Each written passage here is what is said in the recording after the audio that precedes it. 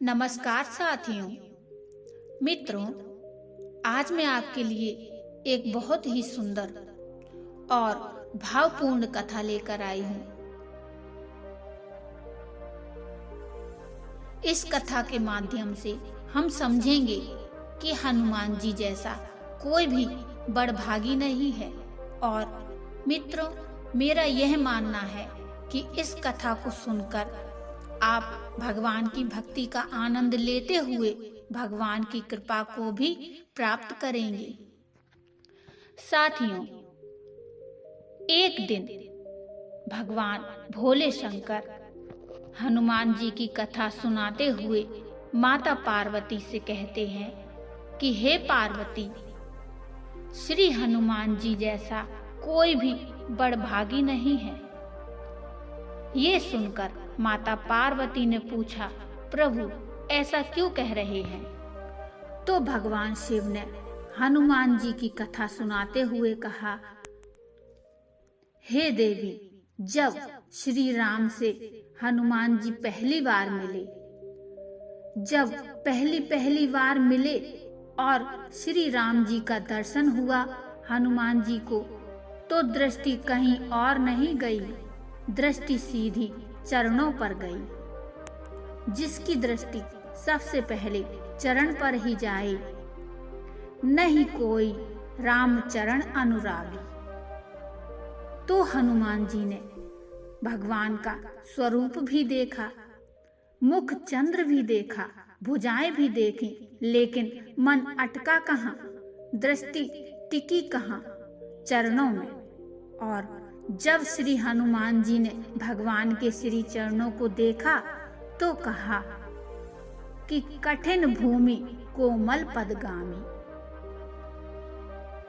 आपके चरण कितने कोमल है और यह पृथ्वी कितनी कठोर है।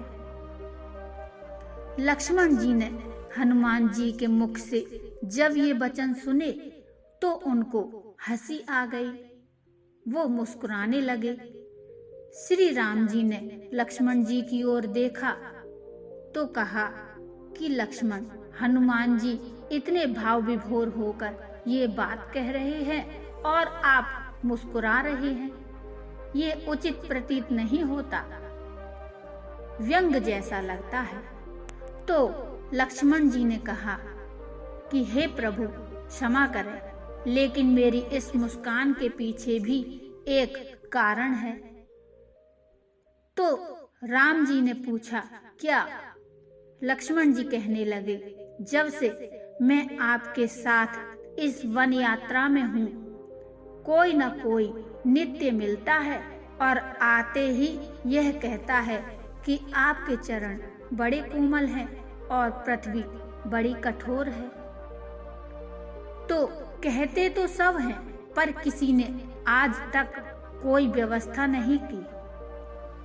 और लक्ष्मण जी ये भी बोले कि हे प्रभु, इतने लोग कहते रहे, उनमें से हनुमान जी भी एक हैं, तो हम रोज सुनते हैं, इसीलिए हमें हंसी आ गई कि ये भी कह रहे हैं कठिन भूमि कोमल पदगामी।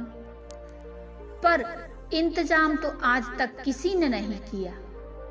लक्ष्मण जी की बात सुनकर राम जी भी हंसने लगे और हंसते हुए श्री राम जी ने कहा कि लक्ष्मण, तुम्हारी सोच भी बड़ी विचित्र है।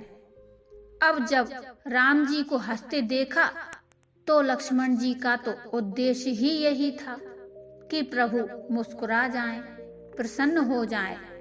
तो लक्ष्मण जी बोले कि प्रभु, अब आप हंस ही रहे हैं तो एक बात और कहूं।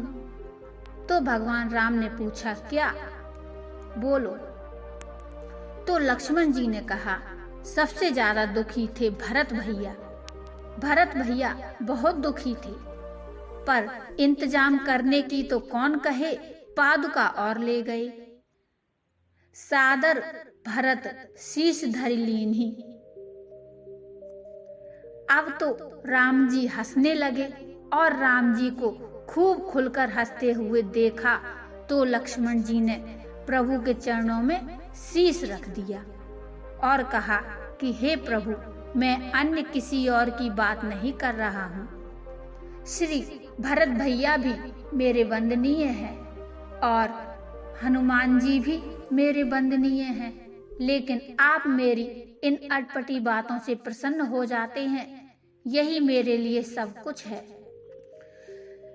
भगवान राम लक्ष्मण जी की ओर देखकर मुस्कुराने लगे, लेकिन राम जी ने ये भी कहा कि हनुमान जी ऐसे नहीं हैं। नहीं कोई रामचरण अनुरागी, ये तो व्यवस्था अवश्य करेंगे। और सचमुच ही हनुमान जी ने उसी दिन से श्री राम जी को पैदल नहीं चलने दिया। लिए दो जन पीठ चढ़ाए, पीठ पर बिठा लिया। रामचरितमानस में कहा गया है कि पीठ पर बिठाकर, और साथियों हम सभी ने चित्रों में भी देखा है कि स्कंधारूढ़ है भगवान श्री राम और लक्ष्मण। श्री हनुमान जी के कांधों पर विराजमान हैं भगवान। और एक बार तो रावण के साथ युद्ध में रावण युद्ध पर बैठकर आया और राम जी के पास तो रथ था नहीं, तो विभीषण जी को संदेह हुआ। रावण रथी विरथ रघुवीरा, देख विभीषण भयउ अधीरा। और जब श्री हनुमान जी को ये पता लगा कि प्रभु रथ विहीन हैं, तो श्री हनुमान जी आए और कहने लगे कि हे प्रभु, आप चिंता ना करो, आपका रथ तैयार है, मेरे कांधों पर बैठिए। भगवान राम ने बहुत भाव विभोर होकर कहा कि हनुमान जी, तुम्हारी भक्ति सराहनीय है, लेकिन तुम भला रथ कैसे हो सकते हो? रथ तो रथ होता है। तो श्री हनुमान जी ने कहा कि प्रभु संकोच मत करो, रावण के रथ से अच्छा तो आपका रथ है। भगवान राम ने पूछा क्यों? तो हनुमान जी ने कहा कि रावण खुद लड़ेगा, उसका रथ थोड़े ही लड़ेगा, लेकिन आपका रथ तो ऐसा है कि आप तो लड़िए और लड़ते लड़ते थक जाएं तो रथ को आज्ञा दे दीजिए, आप भी लड़ें और आपका रथ भी लड़े, इससे बढ़िया क्या बात होगी।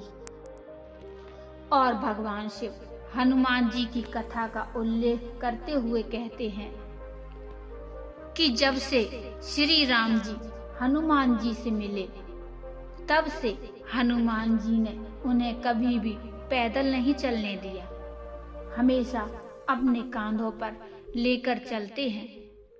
और इसीलिए हनुमान सम नहीं बड़ भागी, नहीं को रामचरण अनुरागी।